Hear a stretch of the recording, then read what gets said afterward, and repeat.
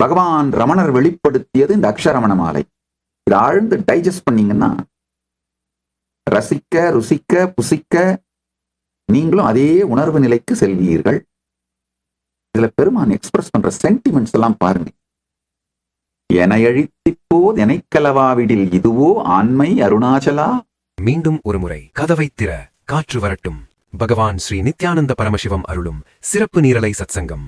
அதாவது உங்களுடைய நாயகனுடைய ஆண்மையை கேள்வி கேட்டீர்களானால் அதுதான் மிக மோசமான ஈகோவை டச் பண்றது, பெயின் பாயிண்ட டச் பண்றது.